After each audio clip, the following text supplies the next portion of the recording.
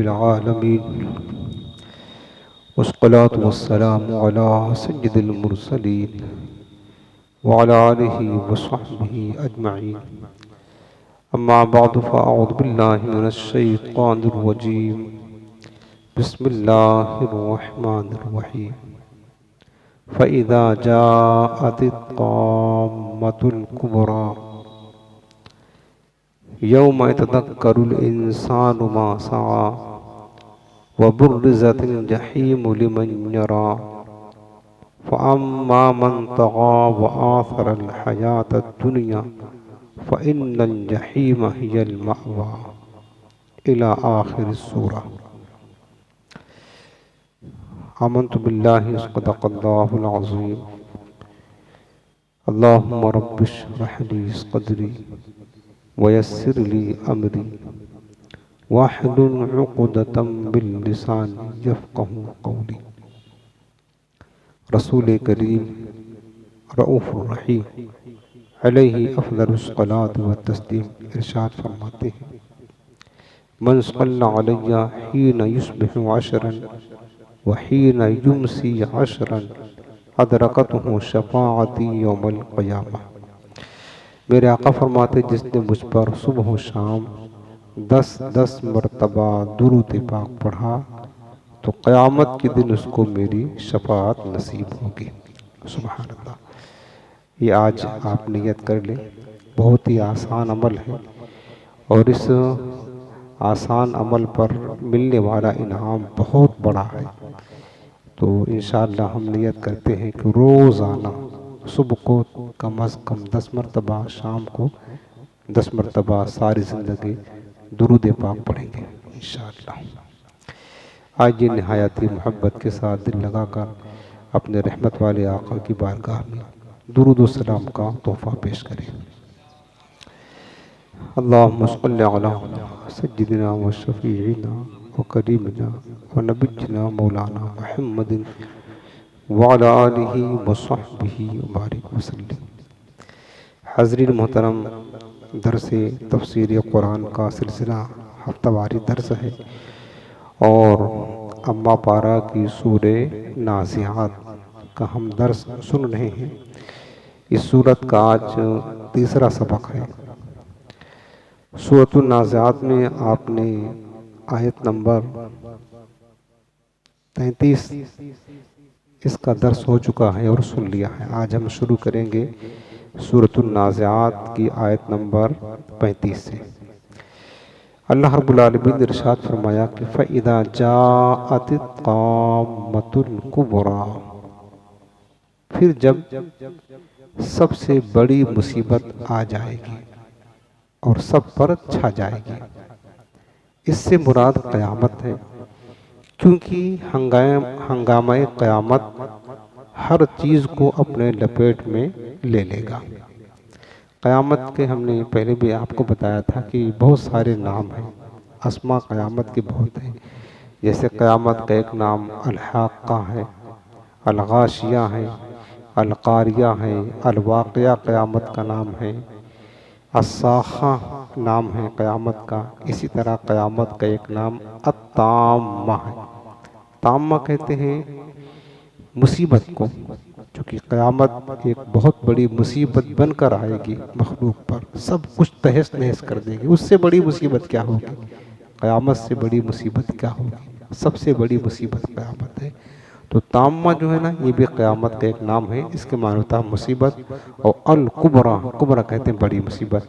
तो अल्लाह पाक ने फरमाया कि फ़इज़ा जाअतित ताम्मतुल कुबरा, फ़इज़ा फिर जब जात आएगी अत्ताम्मतुल कुबरा, वो सबसे बड़ी मुसीबत जो तमाम मखलूक पर छा जाएगी। इससे मुराद जो है ना नफ़ख़े सानिया है। आपको हमने पीछे दर्स में अर्ज़ किया था कि हज़रत इसराफ़ील अलैहिस्सलाम 2 मरतबा सूर फूकेंगे। पहली मरतबा सूर फूकेंगे तो सब जितने ज़िंदा होंगे सब मर जाएंगे और 40 साल तक इसी हाल में सब मुर्दा पड़े होंगे। उसके बाद अल्लाह ताला हज़रत इसराफ़ील अलैहिस्सलाम को सूर को ज़िंदा फरमाएगा, दोबारा हुक्म देगा। तो अब दूसरी मरतबा जब सूर फूकेंगे तो सब ज़िंदा हो जाएंगे, एक नई ज़िंदगी कायम होगी। वो दिन बहुत सख्त दिन होगा। फिर जो है ना सब महशर के मैदान में जाएंगे, सारी मखलूक अव्वलीन व आखिरीन सब जमा होंगे, हिसाब व किताब का सिलसिला शुरू होगा। अल्लाह रब्बुल आलमीन महशर की सख्तियों से हमें बचाए। बहुत मुश्किल दिन होगा मेरे अजीज, वो दिन जिस दिन और ये होना है, ये अल्लाह ताला का तयशुदा अमर है, इससे कोई बच नहीं सकता। हर एक मखलूक, हर जानदार, सबको जाना है, उठना है। तो अत्ताम्मतुल कुबरा से मुराद यही दूसरा नफ़खा, नफ़खा कहते हैं सूर को। जब दूसरी मर्तबा हज़रत इसराफील अलैहिस्सलाम सूर फूकेंगे तो एक बहुत बड़ी मुसीबत आ जाएगी कि हर एक को अपने हिसाब किताब के लिए तैयार होना होगा, और जो कुछ ज़िंदगी में अच्छाइयाँ बुराइयाँ किया होगा सब अल्लाह के हुजूर पेश किया जाएगा। अल्लाह अकबर। और उस दिन आखिरी फैसला होगा, आखिरी फैसला जन्नत में या जहन्नम, बस आखिरी मंजिल के लिए फैसला किया जाएगा। तो अल्लाह पाक ने फरमाया कि यहाँ से क़यामत का जिक्र हो रहा है कि फ़इज़ा जाअत ताम्मतुल कुबरा, क्या माना हुआ कि फिर जब वो सबसे बड़ी मुसीबत आ जाएगी। यहाँ से अब एक नया दौर शुरू हो रहा है, मखलूक का उखरवी हाल बयान किया जा रहा है, आखिरत का हाल, महशर का हाल, कि जब दूसरी बार सूर फूका जाएगा उस वक़्त मुर्दे जिंदा कर दिए जाएंगे। फिर क्या होगा? अल्लाह पाक फरमाता यौमा यतज़क्करुल इंसानु मा सा, यौमा उस दिन यतज़क्करुल इंसान, इंसान याद करेगा, मा सा जो कुछ उसने दुनिया में कोशिश किया था सब याद आएगा। वो दिन जिस दिन सब जिंदा हो जाएंगे और महशर के मैदान में जब पहुंचेंगे तो जो कुछ जिंदगी में किया करता था, अल्लाह पाक फरमाता यतज़क्करुल इंसान मा सा, जो कुछ उसने कोशिश की थी, अच्छाई की, बुराई की, सही की, गलत की, हक की, बातिल की, सब कुछ उसको याद आएगा कि हमने ये भी किया था। मेरे अजीज़ों, आप जो बैठे यहाँ पर ना अल्लाह के घर में और रब्बुल आलमीन का कुरान समझ रहे हैं, और ये आप जो सुन रहे हैं कि हमको आखिरत में याद आएगा, जब ये दिन आएगा वो दिन, तो आपको ये भी याद आएगा कि हम कुरान के दर्स में बैठे हुए थे। उस दिन खुदा की कसम आपको इतना खुशी होगी, इतना खुशी होगी कि काश सारी ज़िंदगी अल्लाह का कलाम सुनते रहते और अल्लाह का कुरान समझते रहते। ये इतनी अजीम नेमत अल्लाह ने हमें अता फरमा दी है, ये भी याद आएगा आपको। फिर आपको उस दिन खुशी होगी, इस बात की खुशी होगी कि अल्लाह ने तौफीक दी, हमने अल्लाह का कलाम अल्लाह के घर में बैठ करके समझा, तो सब कुछ याद आएगा। तो अब बताओ मेरे अजीज़ों, साथ साथ उस दिन आदमियों को अपने नामा अमाल दिखाए जाएंगे, नामा अमाल दिया जाएगा, वो तमाम अच्छे बुरे अमाल याद आ जाएंगे जो उसने दुनिया में किए थे, जिन्हें वो भूल चुका था वो भी याद आ जाएंगे। हमने 10 बरस पहले क्या किया था याद नहीं हमको, 20 बरस पहले क्या किया था हम भूल गए हैं, लेकिन हमारा नामा अमाल में सब कुछ रिकॉर्ड है, सब लिखा हुआ है, सब लिखा हुआ है। और क़यामत का दिन जब आएगा, महशर के मैदान में जाएंगे, हमारे सामने वो ला करके दे दिया जाएगा नामा अमाल। हुक्म होगा इक़रा किताबक कफ़ा बिनफ़्सिकल यौमा अलैका हसीबा। सूरह हक़ में अल्लाह ने फरमाया कि पढ़ो, सूरह बनी इसराइल में तुम खुद पढ़ करके अपना नामा अमाल सुनाओ, देखो तो सब कुछ लिखा हुआ होगा। और उस दिन जो कुछ अच्छाइयाँ बुराइयाँ किए होगा तो याद आएगा। अब वो बात यह है कि उस दिन जो बुराइयाँ इंसान बुराइयाँ किया होगा तो उस पर उसको अफसोस होगा, नदामत होगी, हसरत होगी। जो वक्त गफरतों में गुजरा होगा, लहव व लईब में गुजरा होगा, अल्लाह की नाफरमानियों में जो वक्त गुजरा होगा उस पर उसे अफसोस होगा, नदामत होगी। लेकिन जो वक्त अल्लाह की याद में गुजरा होगा, इबादत में, इताअत में, इल्म दीन हासिल करने में, कुरान पढ़ने में, नमाज पढ़ने में, ज़िक्र खैर में, अच्छे कामों में गुजरा होगा, तो उस गुजरे हुए दिन को जब वो देखेगा तो फिर उसको हसरत नहीं बल्कि उसको खुशी हासिल होगी, खुशी हासिल होगी। इसलिए अपने औकात को कोशिश किया करें कि अच्छे कामों में गुजारें, अच्छे कामों में, ताकि जब आपको ये दिन अच्छे दिन याद आए महशर के दिन, तो उस दिन आपको खुशी हासिल हो, गम का बाहिस ना बने। फरमाया कि यौम तज़क्करुल इंसानु मा सआ, जिस दिन इंसान याद करेगा जो कुछ उसने कोशिश किया था। व बुर्रिज़तिल जहीमु लिमन यरा, बुर्रिज़त मैंने कहा था और जाहिर की जाएगी अल जहीम, जहन्नम लिमन यरा, देखने वाले के लिए, यानी हर देखने वाले पर जहन्नम जाहिर कर दी जाएगी। लोगों के सामने उसे जहन्नम को लाकर खड़ा किया जाएगा, वो अपनी आंखों से जहन्नम का मुशाहदा करेंगे। हर कोई महशर के मैदान में हजारों जंजीरों में जकड़ करके फरिश्ते जहन्नम को लाएंगे और जहन्नम चिघाड़ रही होगी, जोश मार रही होगी और मुतालबा कर रही होगी कि मेरे अंदर जहन्नमियों को डालो। बताओ मेरे अजीजों, कितनी भड़कती शदीद है वो जहन्नम।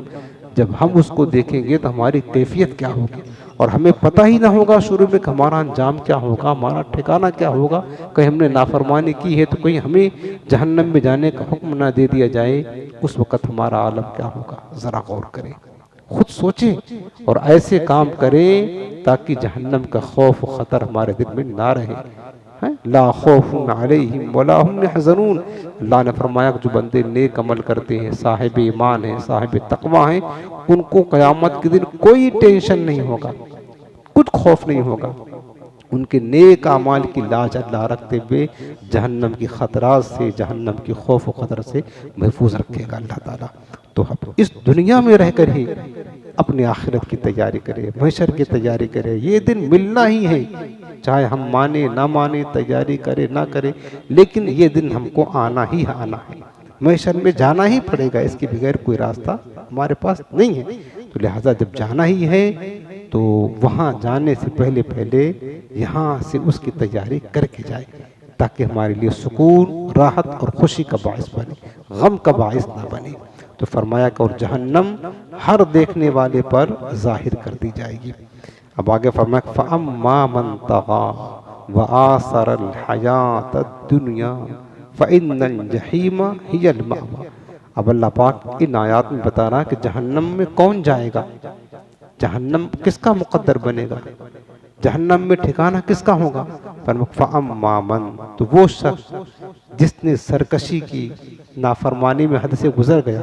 फ़अम्मा मन तग़ा, तग़ा कहते हैं सरकशी करना, नाफरमानी करना, अल्लाह के हुदूद को तोड़ना, अल्लाह के हकाम को ना मानना, गुनाह करना, उसको तग़ा कहते हैं। फ़अम्मा मन, तो लेकिन वो शख्स तग़ा जिसने नाफरमानी की, सरकशी किया, कुफ्र किया, है ना, व आसरल हयात दुनिया, और दुनिया की जिंदगी को आखिरत पर तरजीह दी।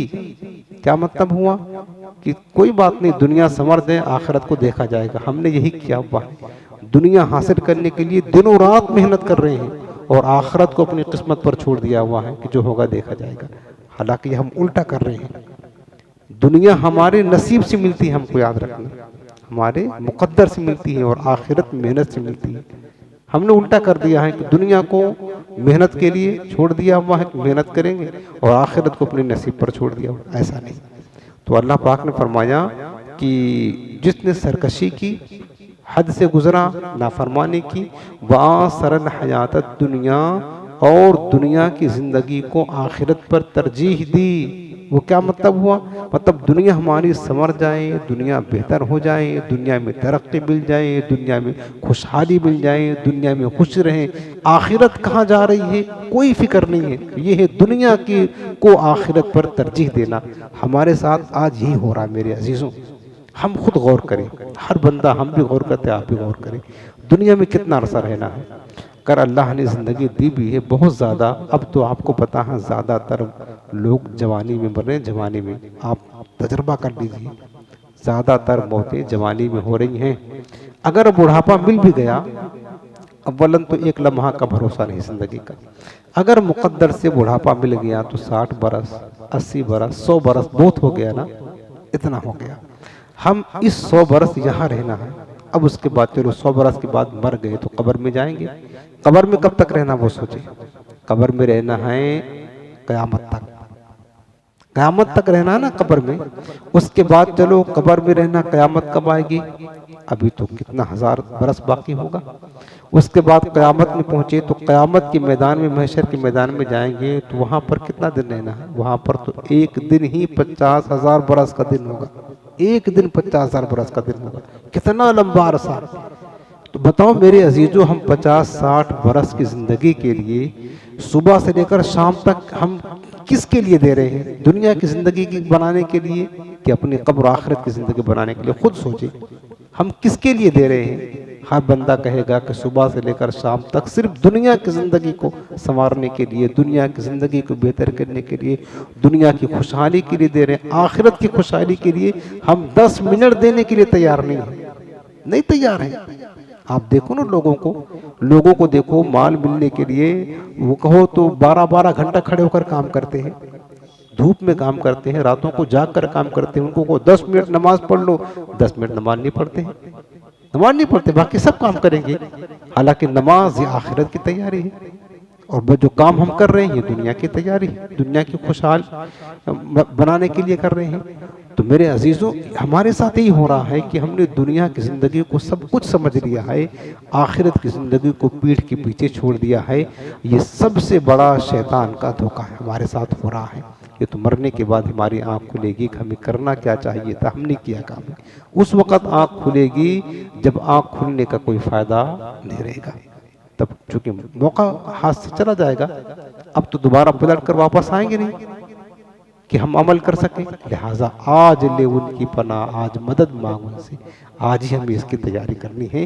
फरमाया अल्लाह पाक ने कि जिसने सरकशी की वह सरल हयात दुनिया, और दुनिया की ज़िंदगी को आखिरत पर तरजीह दी, दुनिया ही हासिल करने के पीछे लगा रहा, आखिरत को भूले बैठा रहा, फ़इन्नल जहीम हियल मअवा, अल्लाह पाक फरमाता फिर बेशक जहन्नम उसका ठिकाना बनेगा। किसका ठिकाना जहन्नम बनाया?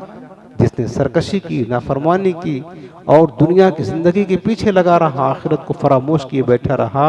रब ने फरमाया फ़इन्नल जहीमा, जहीम कहते जहन्नम को, पर बेशक जहन्नम हियल मअवा, ये उसका ठिकाना है, ये उसका ठिकाना है। अब दुनिया की ज़िंदगी क्या है? दुनिया की ज़िंदगी उसको कहते हैं जो अल्लाह से, आखिरत से गाफिल होकर के गुजारी जाए, नफसानी ख्वाहिशात के मुताबिक गुजारी जाए, उसको दुनिया की ज़िंदगी है।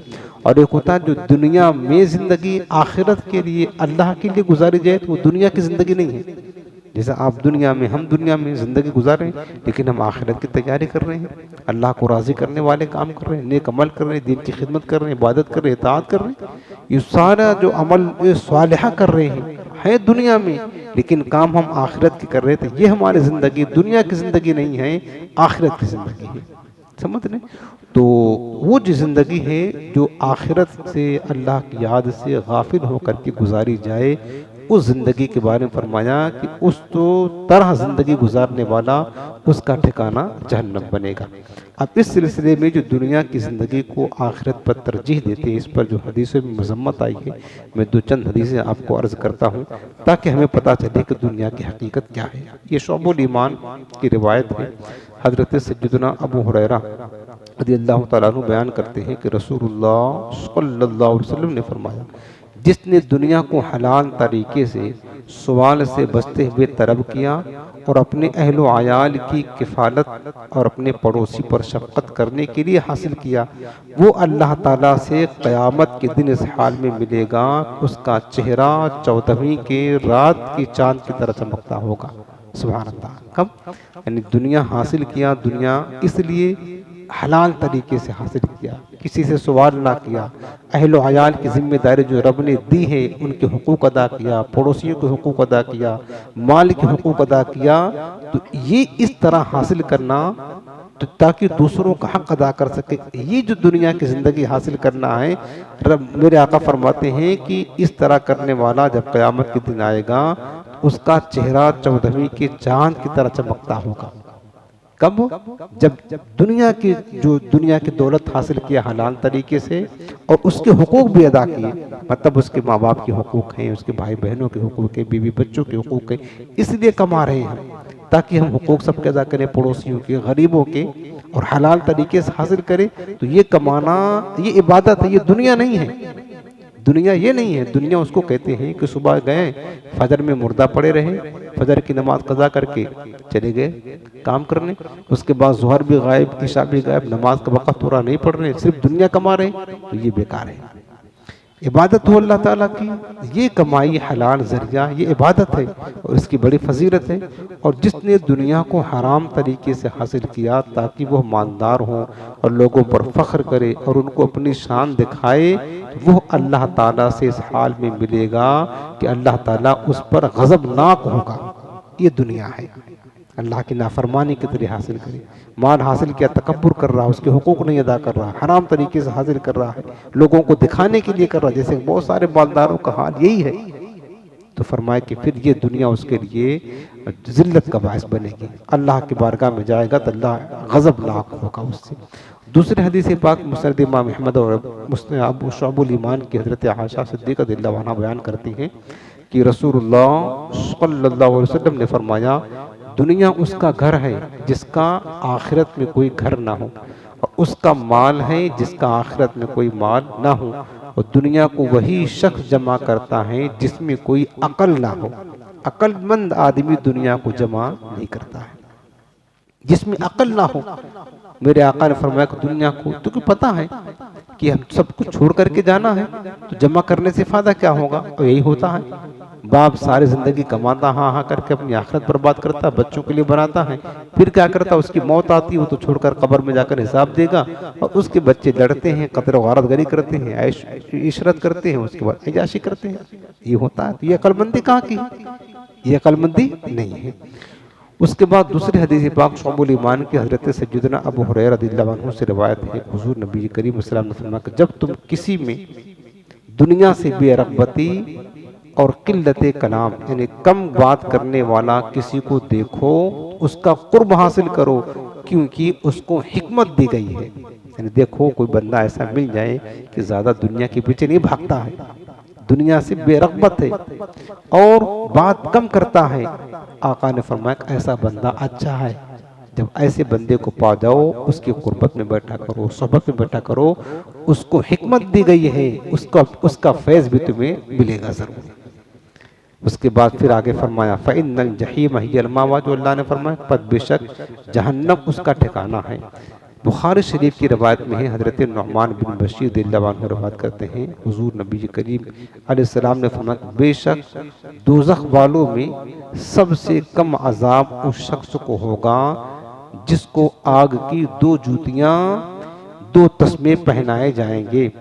इससे उसका दिमाग इस तरह खोल रहा होगा जिस तरह हांडी खोलती है। जहन्नम का अजाब तो बहुत शदीद है मेरे अजीजों, हम तसव्वुर भी नहीं कर सकते जितना सख्त अजाब है। जहन्नम का सबसे हल्का अजाब क्या है, सबसे हल्का अजाब मेरे आका फरमाते हैं, जिस जहन्नमी को सबसे हल्का अजाब दिया जाएगा, सिर्फ उसके पाँव में 2 जूती पहनाई जाएगी आग की, बस 2 जूती आग की। इतना शदीद होगा वो आग की 2 जूती, उसका दिमाग जो है ना इसे खोलेगा जिस तरह हांडी खोलती है, इतना शदीद। अल्लाहुम्मा इन्नी अऊज़ु बिका मिन अज़ाबिल क़ब्र व अज़ाबिन नार। मौला हम तेरी पनाह मांगते हैं, हमें जहन्नम के अजाब से निजात दे दे मौला, अज़ाब क़ब्र से निजात दे दे अल्लाह, बस अज़ाब नार से अल्लाह हम सबको रिहाई अता फरमा दे। काश। अगली हदीस पाक जामे तिरमिज़ी हज़रत सय्यदना अबू हुरैरा रज़ियल्लाहु अन्हु बात करते हैं कि नबी करीम सल्लल्लाहु अलैहि वसल्लम ने फरमाया कि दोज़ख की आग को देखें, दोज़ख की आग की शिद्दत देखें, लोगों ने मामूली समझ रखा है। अल्लाह पाक फरमाता फमा अस्बर अलन नार, लोगों को कितना हौसला है आग पर, यानी लोगों ने जहन्नम को हल्का समझ रखा हुआ है, हल्का समझ रखा हुआ है। हालांकि रब ने इतनी शदीद वईद बयान फरमाई है अज़ाब जहन्नम की, लोग मामूली तसव्वुर करते हैं। सुनो मेरे आका ने फरमाया कि दोज़ख की आग को 1000 साल तक दहकाया गया। कितना? 1000 साल तक भड़काया गया, यहाँ तक कि वो सुर्ख हो गई।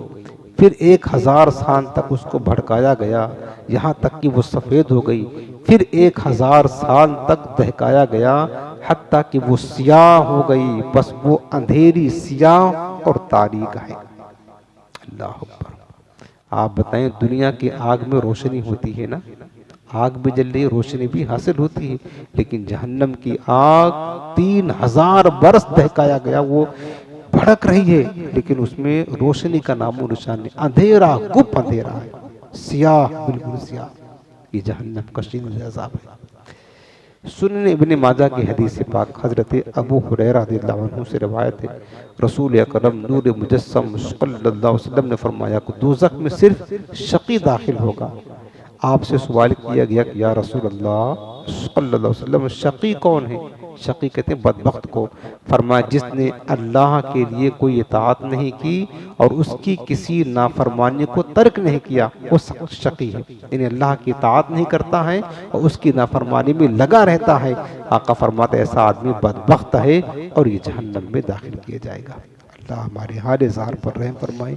मेरे अजीज़ों, काम वो करे जो जन्नत वाले काम वो करें जिससे रब को राज़ी हो, ताकि हमारा मुक़द्दर आखिरत में जन्नत हो। अल्लाह हमें अज़ाब नार से महफूज फरमाए।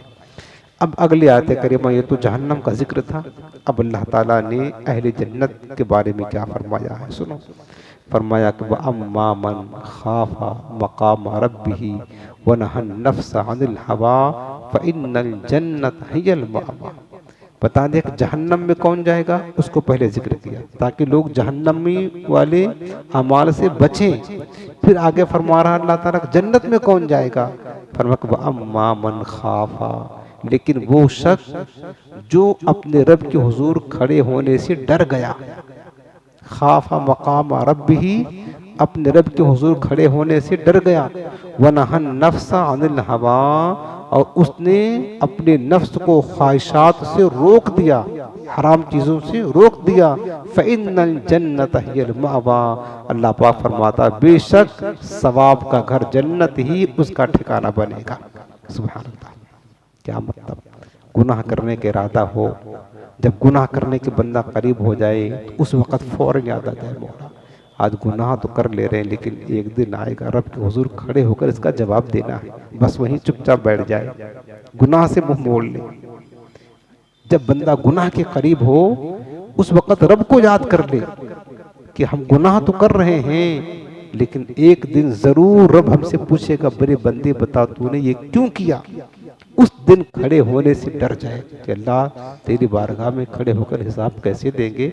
और उसके बाद वनहन नफ्स अनिल हवा, और हराम चीज़ों को ख्वाहिशात को छोड़ दे, तर्क कर दे।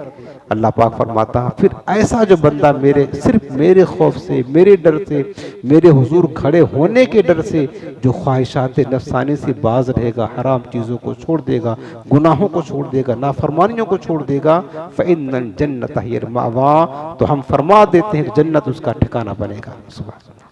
जन्नत हमारे सामने है मेरे अजीज़ों, हर वक्त सामने, हम लेना नहीं चाहते। अब फजर का वक़्त है, आपको पता गहरी नींद होती है, मीठी मीठी नींद होती है, मीठी नींद होती है, और ठंडी के मौसम में उठने का जी नहीं चाहता है ना। उस वक़्त गौर करें, अगर हम नहीं उठेंगे तो रब्बुल आलमीन पूछेगा तूने मेरी नमाज क्यों कज़ा की, क्यों। उस वक़्त अल्लाह के हुजूर ये सोचे कि फिर जवाब क्या देंगे, अल्लाह की बारगाह में जवाब क्या देंगे, और फौरन बिस्तर छोड़ करके उठ करके नमाज पढ़ने के लिए चला जाए। ये अल्लाह के खौफ से गया ना, अल्लाह की खशियत से गया। अल्लाह फरमाता इसी बंदे के लिए जन्नत उसका मुकद्दर बनेगा।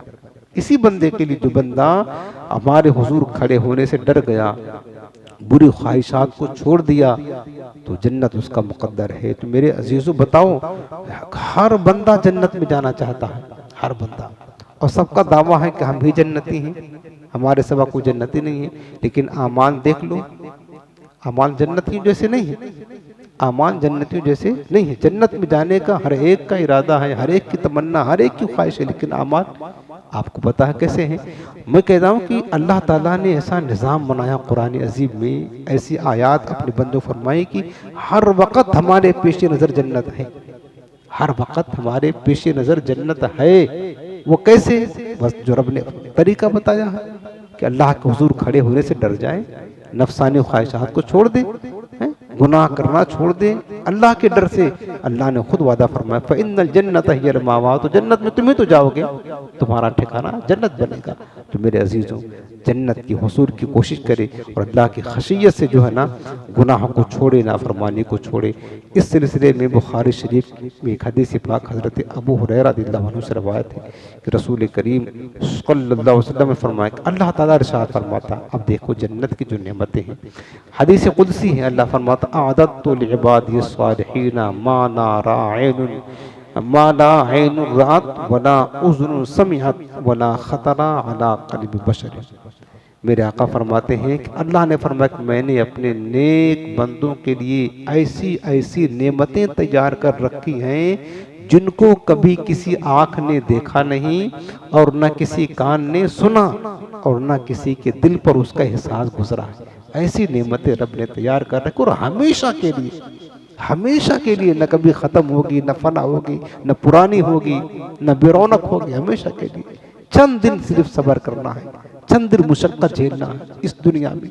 चंद दिन की मुशक्क़त झेलने के बाद हमेशा के लिए अजीम अजीम नेमतें अल्लाह ने तैयार कर रखी। मेरे अजीज़ों, फिर मेरे आका फरमाते अगर तुम चाहो तो आयत करीमा पढ़ो, फला तालम नफ्सुम मा उख्फिया लहुम मिन कुर्रति आयुन। अल्लाह पाक फरमाता है कि जो हमने आंखों की ठंडक उनके लिए छुपा करके रखी वो किसी को नहीं पता है। अल्लाह ने ऐसी अजीम अजीम नेमतें अपने बंदों के लिए तैयार कर रखी। रब्बुल आलमीन कितना करम नवाजिया फरमाता, थोड़ा दिन मुशक्क़त करो, सारी ज़िंदगी हमेशा ऐश में रहो। लेकिन ये अल्लाह के बंदे थोड़े दिन भी मुशक्क़त उठाने के लिए तैयार नहीं, अल्लाह की इताअत करने के लिए तैयार नहीं। कितना सस्ता सौदा है यार। हमेशा ऐसी ऐसी नेमतें अल्लाह ने तैयार कर रखी बंदों के लिए। कब उस किसके बाद? थोड़े दिन मुशक्क़त।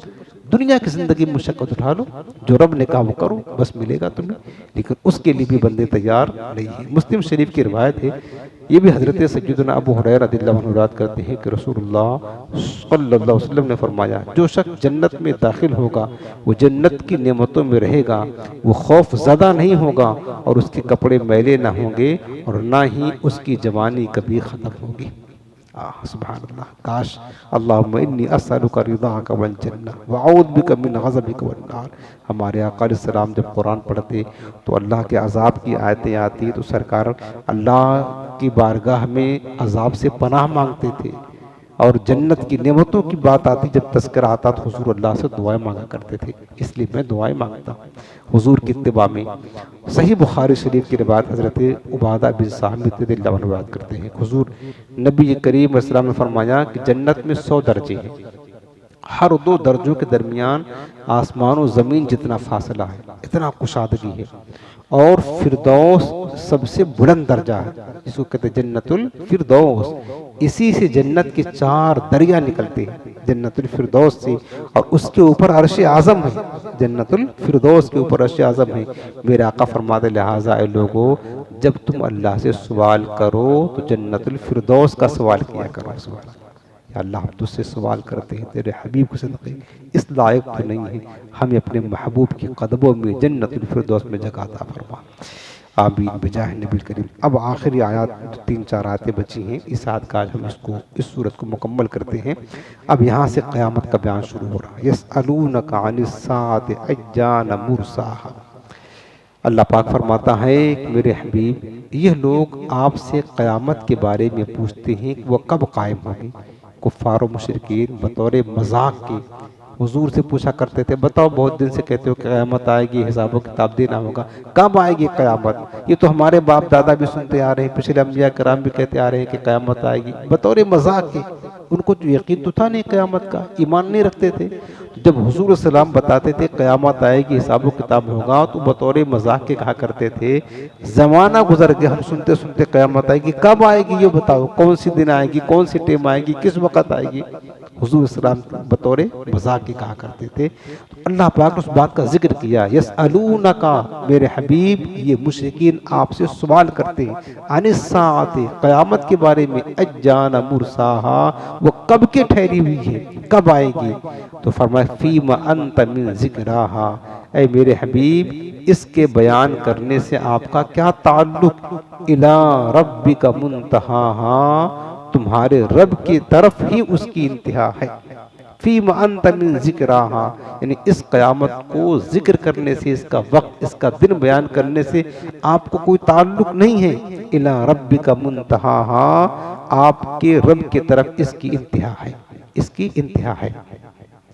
मुशरिकीन क़यामत और उसके होलनाकियों के बारे में आने वाली खबरें सुनते थे, तो उन्होंने बतौर मजाक हुजूर से क़यामत के बारे में सवाल किया। और ये भी हो सकता है कि वो क़यामत के मुताल्लिक इसलिए सवाल करते थे कि वह उसे जल्द तलब करना चाहते थे, यानी चाहते थे कि क़यामत अगर आएगी तो जल्दी आ जाए। यस्ताजिलु बिहल लदीना ला युमिनून बिहा, अल्लाह पाक फरमाता है कि ये क़यामत को जल्दी चाहते थे कि जल्दी आ जाए। तो अल्लाह ताला ने उन कुफ़ार के सवाल का जवाब देते हुए फरमाया, ए मेरे हबीब अलैहिस्सलाम, मक्का के काफिर आपसे क़यामत के बारे में पूछते हैं, वो कब ज़ाहिर होगी और किस वक़्त कायम होगी।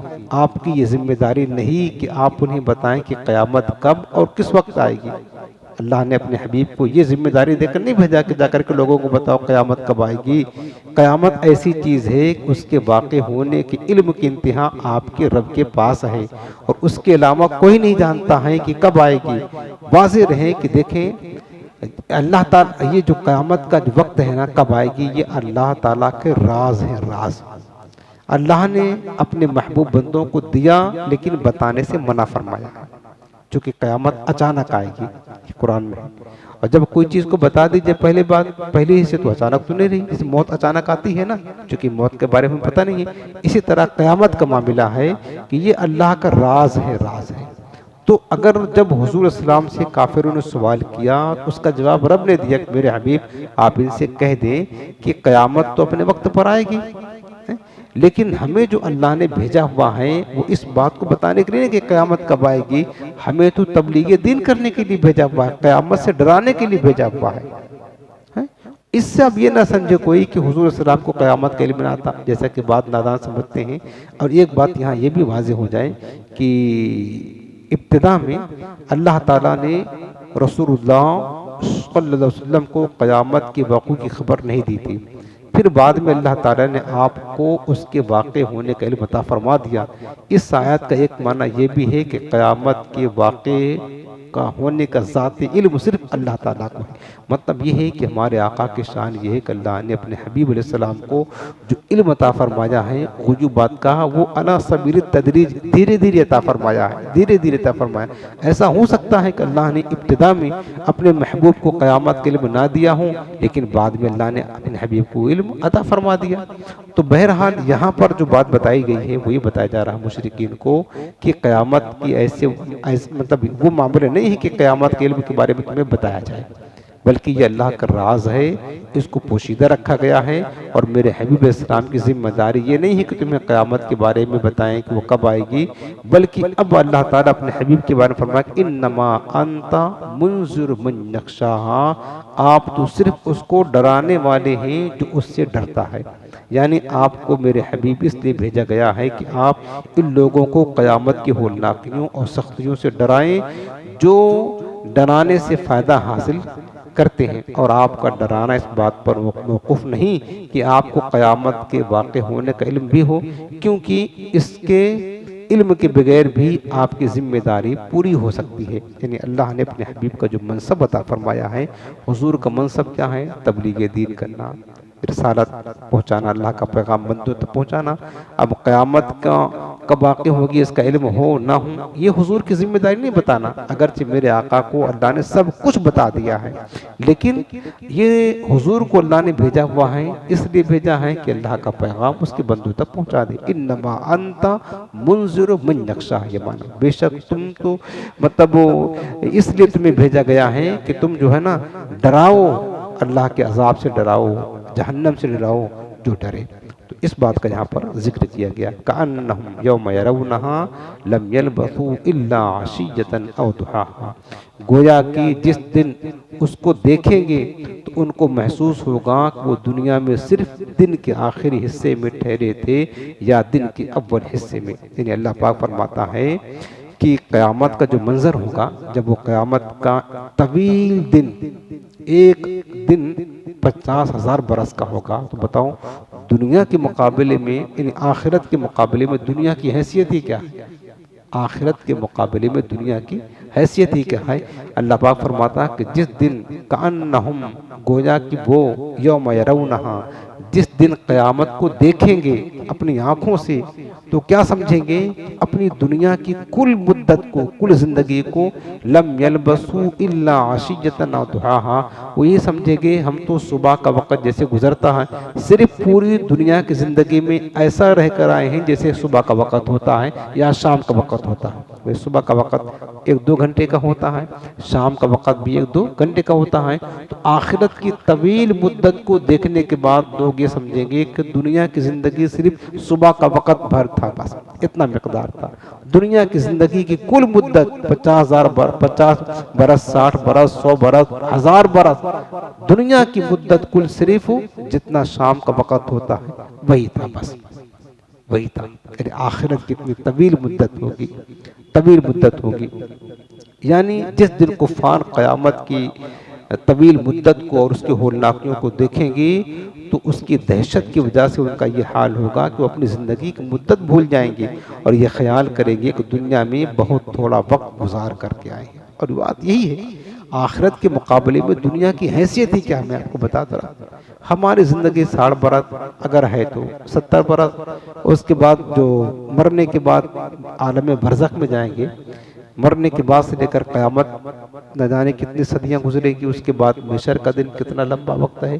तो उसके मुकाबले में देखा जाए तो दुनिया की ज़िंदगी की हैसियत क्या है, कुछ नहीं, बहुत कम है। तफसीर सावी में अल्लामा सावी रहमतुल्लाह तआला अलैह फरमाते हैं कि ये उस वक़्त की बात है जब अल्लाह ताला ने नबी करीम सल्लल्लाहु अलैहि वसल्लम को क़यामत वाक़ई होने का इल्म नहीं दिया था। लेकिन जब हुजूर सल्लल्लाहु अलैहि वसल्लम इस दुनिया से तशरीफ़ ले गए तो अल्लाह पाक ने आपको दुनिया और आखिरत के तमाम ग़ुयूब का इल्म अता फरमा दिया। लेकिन क़यामत के इल्म असरारे इलाहिया में से, यानी अल्लाह का राज है, इसलिए अल्लाह ने इसको छुपाने का हुक्म अता फरमाया था। इसलिए मेरे आका अलैहिस्सलाम ने जो है ना क़यामत मतलब किस सन में कायम होगी, देखो हुजूर सल्लल्लाहु अलैहि वसल्लम ने दिन बताया, जुमा का दिन होगा, आशूरा का दिन होगा, क्या कहते हैं दोपहर का वक़्त होगा, सब कुछ बता दिया, लेकिन सन नहीं बताया। जब हुजूर सल्लल्लाहु ने क़यामत से पहले जो निशानियाँ ज़ाहिर होने वाली थी सब कुछ बता दिया, कुछ नहीं छोड़ा, एक ही चीज़ नहीं बताया है, किस सन में होगी वो नहीं बताया है, जो कि ये चीज़ छुपाने का हुक्म था। अगर ये कहा जाए हुजूर को मालूम ही नहीं था क़यामत के बारे में, तो फिर कैसे बता दिया सरकार ने कि क़यामत आने से पहले ये चीज़ें वाक़ई होगी, जुम्मा का दिन होगा, ये वगैरह वगैरह बहुत सारी खबरें तो दी ही मेरे आका अलैहिस्सलाम ने ना। तो हुजूर को सब कुछ पता था, लेकिन अल्लाह की तरफ से हुजूर को हुक्म नहीं था, ये राज था अल्लाह ताला का कि क़यामत के इल्म छुपाया जाए। तो मेरे आका अलैहिस्सलाम ने कभी, हज़रत जिब्रील ने भी सवाल किया था मदस्सा या रसूलल्लाह, हुजूर क़यामत कब आएगी, हुजूर ने उनको भी नहीं बताया, उनको भी नहीं बताया, क्योंकि ये चीज़ बताने जैसी नहीं थी। अल्लाह ताला ने अपने हबीब को ये राज समझा दिया था, महबूब तुम्हें पता हो लेकिन तुम किसी को नहीं बताना, क्योंकि क़यामत अचानक आएगी। इसलिए क़यामत का जो इल्म है वो राज है। बहरहाल क़यामत तो अपने वक्त पर आएगी ही, लेकिन हमें हुक्म दिया गया है कि क़यामत तो बहरहाल आएगी, हम क़यामत की तैयारी करें, हम क़यामत की तैयारी करें और नेक अमाल से अपने नामाया अमाल को पूरा करें। अल्हम्दुलिल्लाह ये सूरत नाज़ियात आज मुकम्मल हुई। अब इंशाअल्लाह आइंदा दर्स में सूरत नबा अम्मा पारा की आखिरी जो सूरत है इंशाअल्लाह उसका दर्स सुनेंगे।